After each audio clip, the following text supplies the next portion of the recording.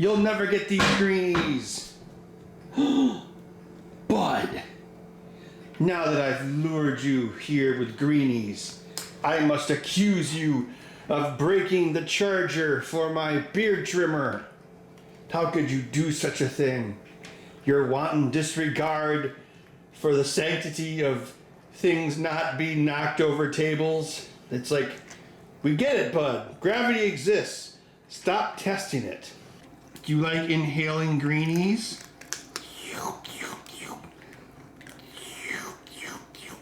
Now they're all gone. This is why you're a big fat cat. You weigh 14.5 pounds. The vet was like, him chonk on the chonk chart.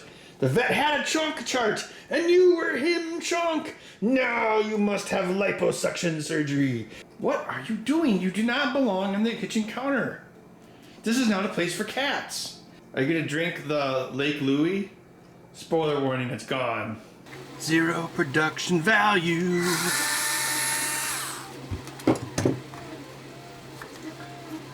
This thing's kind of heavy.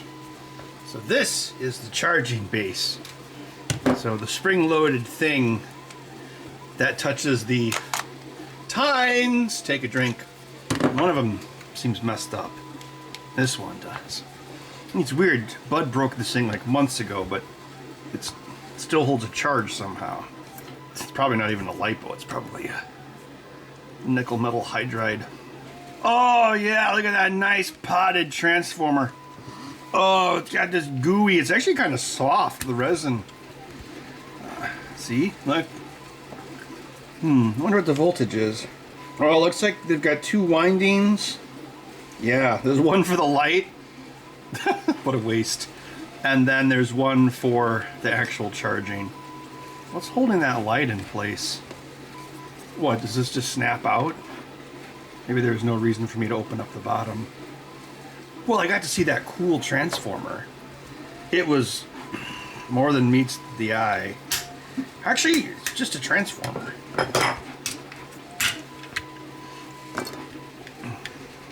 Oh man, that transformer really smells. I bet this thing is just... Hell, I wouldn't be surprised if it was an iCAD. Maybe we should open the razor and see.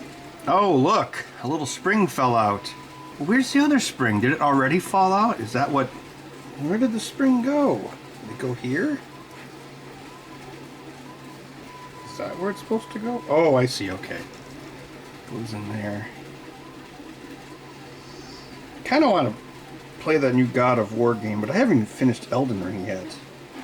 I need to get to good, and then Kratos will be like, boy, I am the dad of war, boy. Oh man, I could not believe how badly that resin stinks. It smells like it's permeated with the smell of burnt magnet wire, which is what a transformer would be made out of. I will give you a new body, new troops to command. See, I didn't, I have all these springs because I didn't wish for springs to not exist. Slightly too big. I don't have any replacement springs that are small enough. No springs. This is the closest one I have. The other spring, I don't know, it must have gone probably in my bathroom someplace. Man, something that small, you probably won't even feel it when you step on it. So I have this theory about Legos. You know how Lego almost went out of business for a while? I don't know when that was. It was kind of like Apple. It was like there was a point where it was like almost done. I think it was around the same time. It was like in the 90s. I think all the boomers got sick of stepping on them barefoot, and that's why like they went away. But then when the Gen Xers grew up, they were like, well, I love Legos, and I don't care if I step on them barefoot, so I'm going to buy Legos for my kids. And then Legos were back. What do you think about my theory? Leave a comment below. Ow! I hit my finger. I don't even want to say accidentally because I should have seen that coming. Or felt it coming. About like that.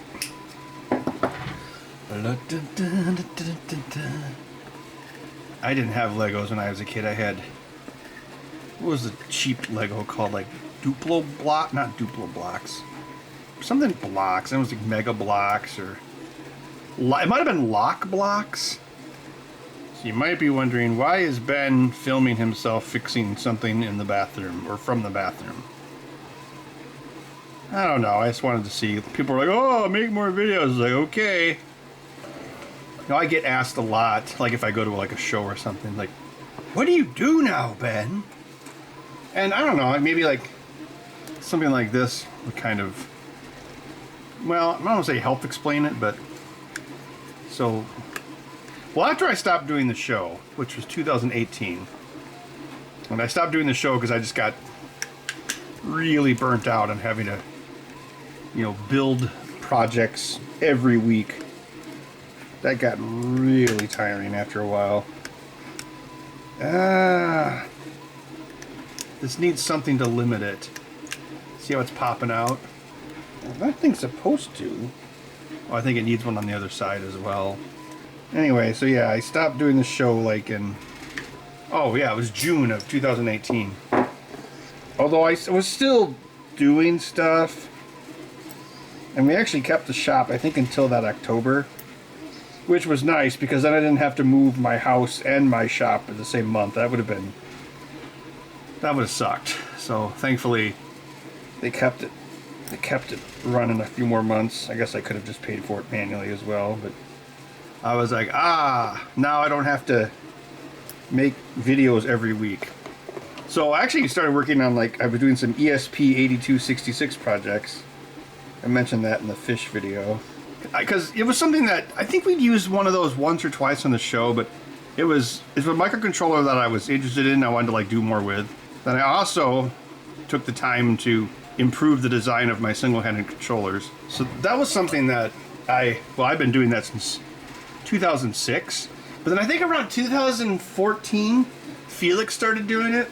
Because I was like, 2014, we moved the shop. We were still doing the show, and I was doing those controllers when orders came in, and then also on top of that, I was doing a major code update for the America's Most Haunted Pinball Machine, and that was actually that code update, like fall 2014. That's the update that actually took the game over the finish line and made it like really desirable. Like a few months later, that's when the sales really took off. But yeah, so once I stopped doing the show in 2018, I mostly just would do like my accessibility controllers for people. So yeah, Felix did it for about 3 years, and then once we stopped doing the show, I took it back over. So I think cause my original thought was like, you know, since he was in school and stuff, you know. So in 2018, once I stopped having to do the show all the time, I took some time and actually redesigned some of the files and made it so they'd be more reliable, so repairs would be easier because you wouldn't have to do them as much.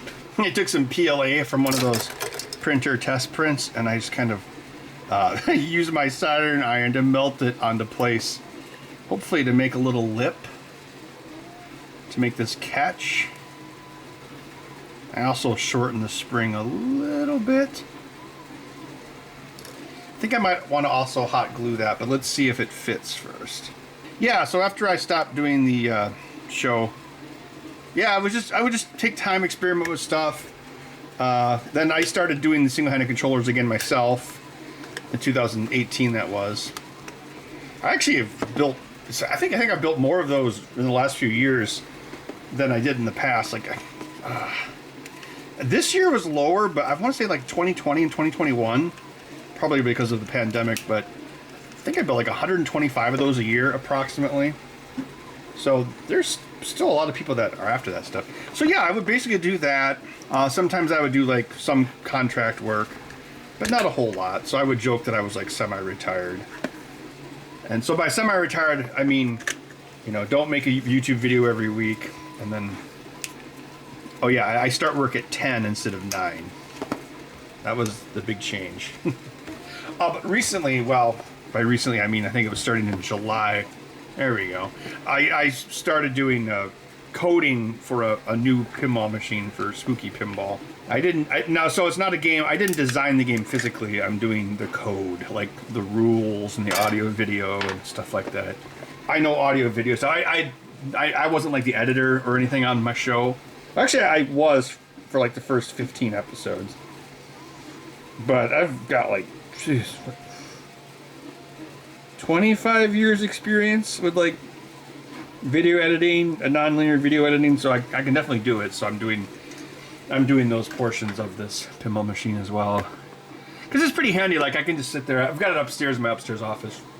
And that's where the pinball machine is. And yeah, I could just, I can render something on my computer and then just switch over. So on my same computer, I've got like AI, Photoshop, Premiere, After Effects, all that. And I can just, I can make assets very quickly, just drag them over to the folder. Then I've also got Visual Studio and Unity running on that same computer, and I can deploy them right to the machine super fast. And yeah, I've had to learn a lot about C#. So I'd never done any project in C# before. So I've had to learn a lot about it. I'm going to add some spit to this. That'll cure the super glue quickly. Yeah, but it's fun to like learn new things. The thing that was cool about C# was then it was like, oh, I want to make a Windows form application so I can generate light shows. Like when you have inserts on a pinball machine and then you make them do a bunch of fancy colors, they call that a light show. Like Scott Denise's game, TNA, Total Nuclear Annihilation. Not that TNA. It was going to be Total Annihilation, but that copyright's still held by Atari, I think.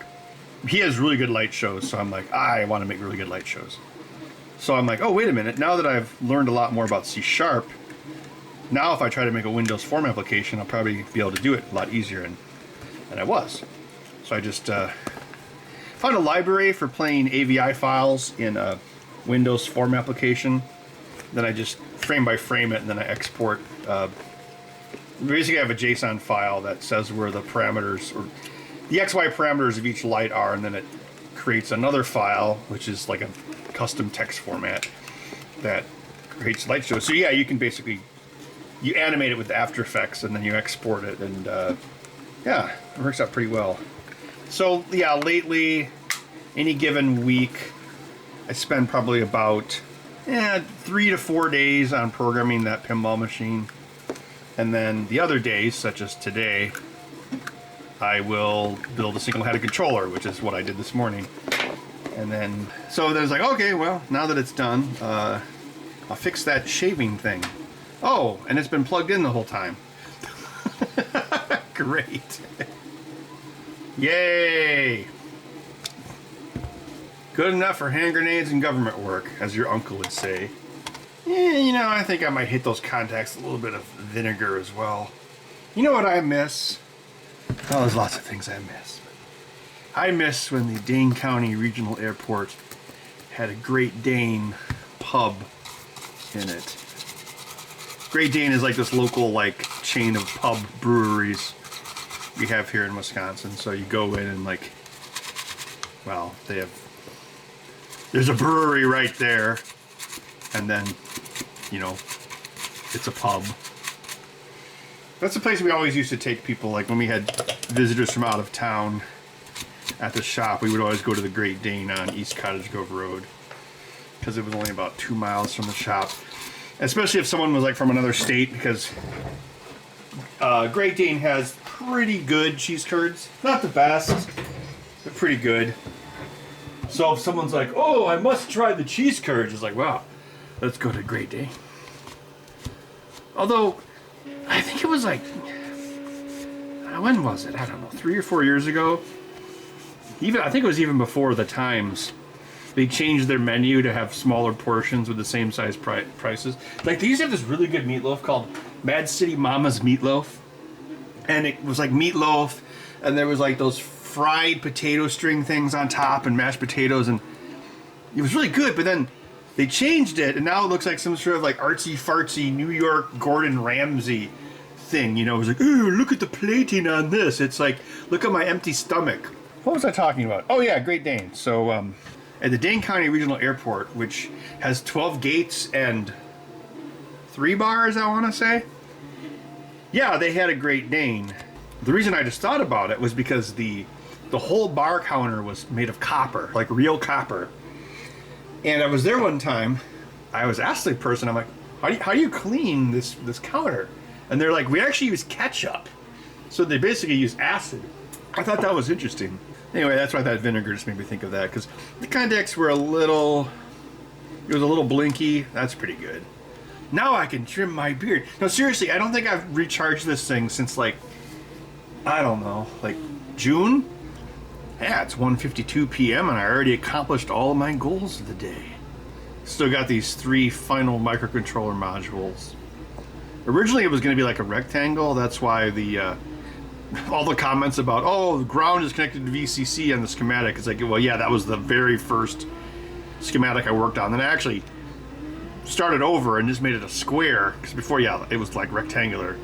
And I started over, made it a square to make it even smaller, and that's when the ground thing was fixed, because that was in the previous version. So that never even got to the check it over stage. Although, if you think about it, design rules check, I think technically that probably wouldn't catch that.